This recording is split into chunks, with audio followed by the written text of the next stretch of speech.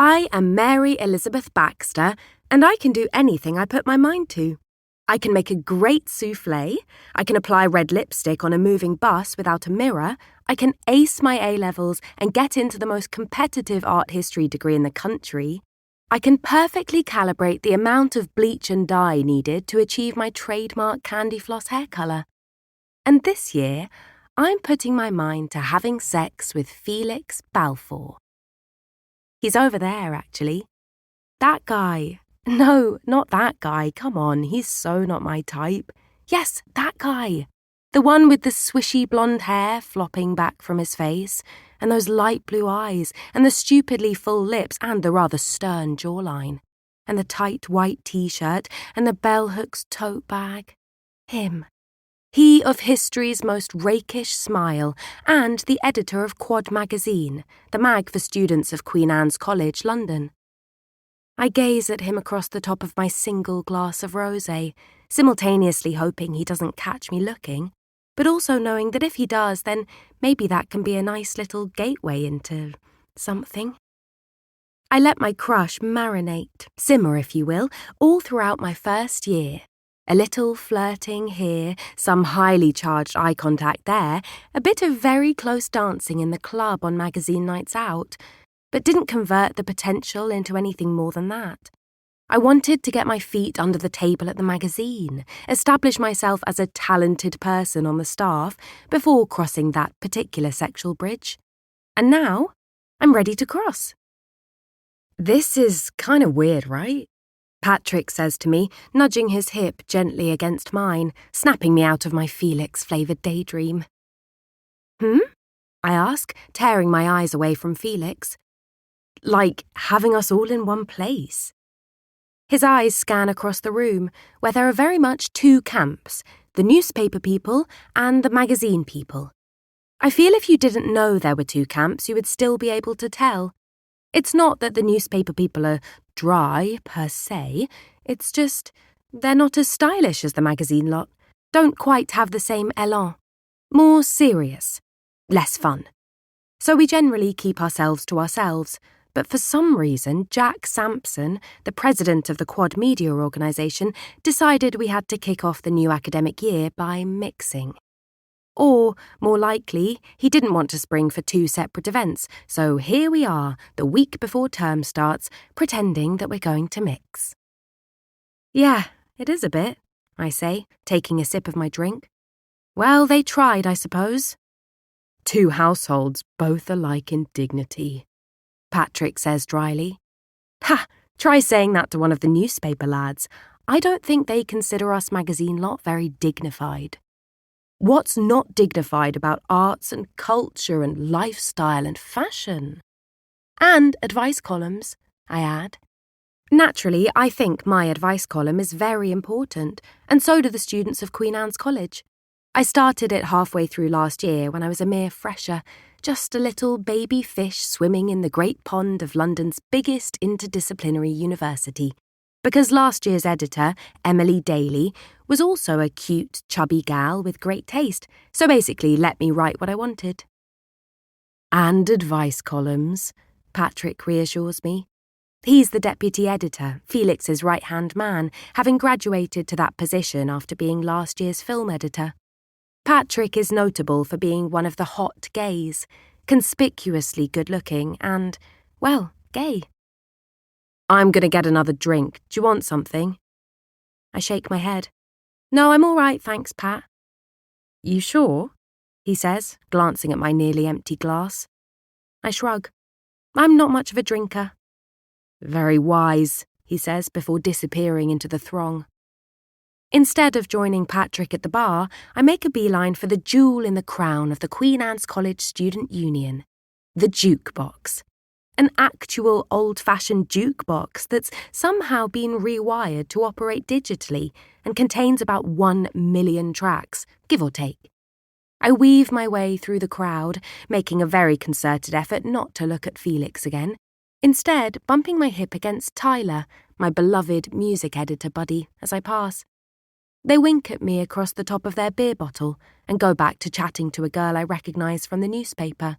probably much deeper and cleverer than any of us magazine folk. And just as I'm about to reach my hand out and flip through the list of tracks, from ABBA to ZZ Top, as the original faded lettering behind the glass top proclaims, another hand darts out in front of me.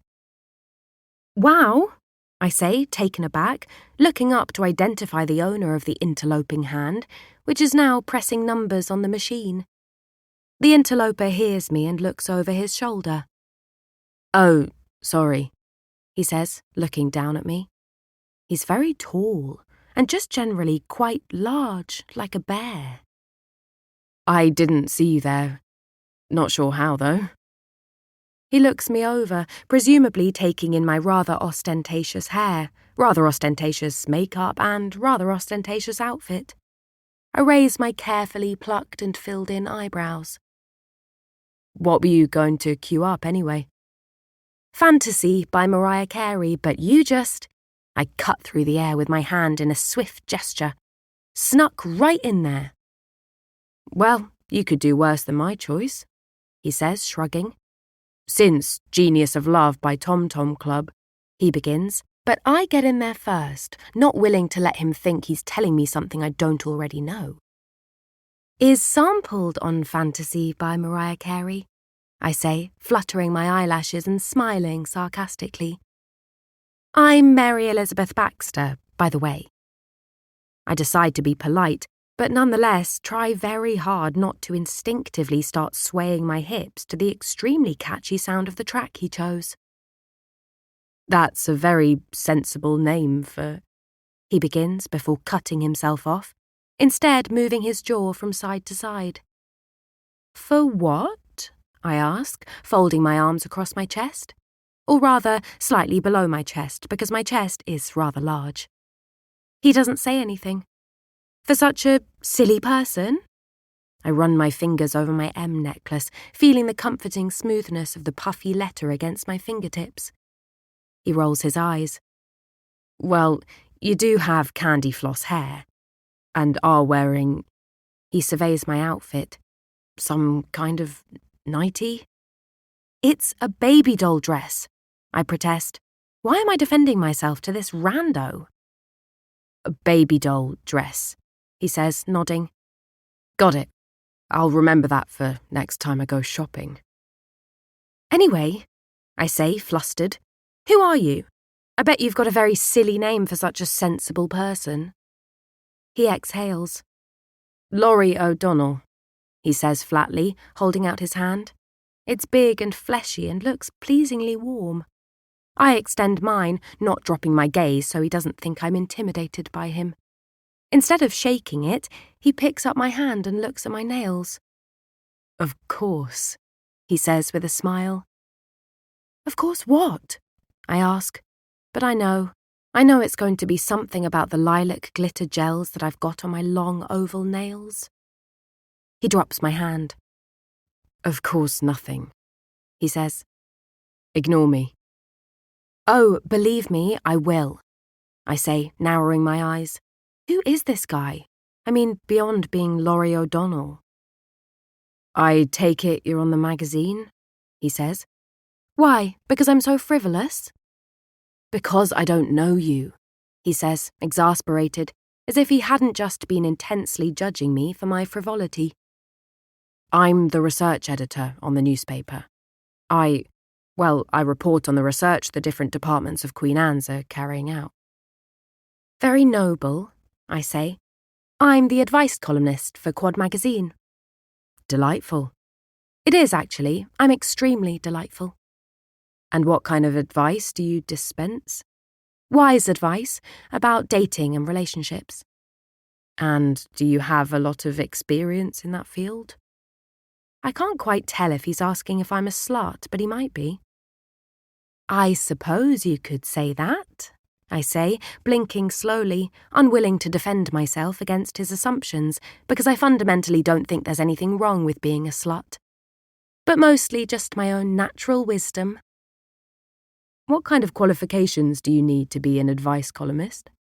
he asks nonchalantly, sipping from his pint glass. "None in particular," I say breezily. I'm not exactly a marriage counsellor, just a chatty gal with lots of opinions. But then I second-guess myself, want to defend my section, my little column. It's not as easy as it looks, though. I know everyone thinks they could do it just because they have opinions. Oh, I'm sure it takes a special kind of person, he replies. You should give it a go, I say, giving him my best sarcastic smile. Maybe I will.